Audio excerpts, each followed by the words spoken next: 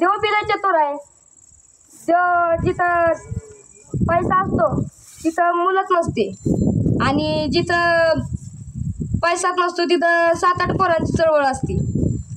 आणि त्या माणसाकडे भरपूर पैसा होता पण त्याला एकच मुलगी होती आणि ती मुलगी इतकी सुंदर दिसायची आणि स्वयंपाक इतका चांगला, खूप चांगला करायची.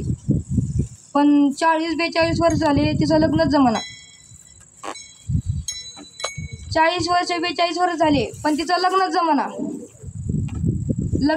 म्हणल्यावर मग नंतर तिचा जो बाप आहे तो वर बघत होता तिच्यासाठी वर बघित होता. पण जो आला तो पळूनच जायचा. तिला पाहिलं कीच पळून जायचा. सुंदर होती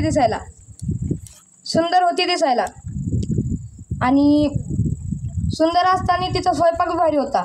स्वयंपाक बी भारी असून तिला का कोणी करीत नव्हतं तर नाक नाही तेने वाया गेली, नाक नाही तेने वाया गेली, नाक नाही तेने वाया गेली, नाक नाही तेने. काय करावे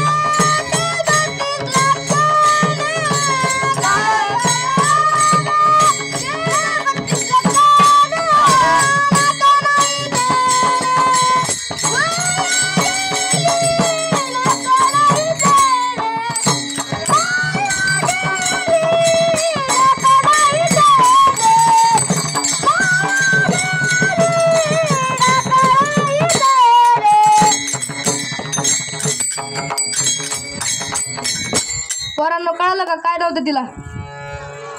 काय नव्हतं तिला? तिथं नाकाच्या जागेवर इथं येथे नाक आहे म्हणून बापाला पार्टी लावायची गरज पडली. इथे नाक आहे, तिला नाकच नव्हतं. विठ्ठल विठ्ठल विठ्ठल विठ्ठल विठ्ठल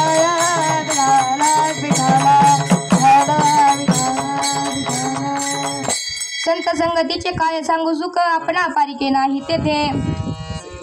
संत ते देव आणि देव ते संत ते देव माग म्हणा देव ते.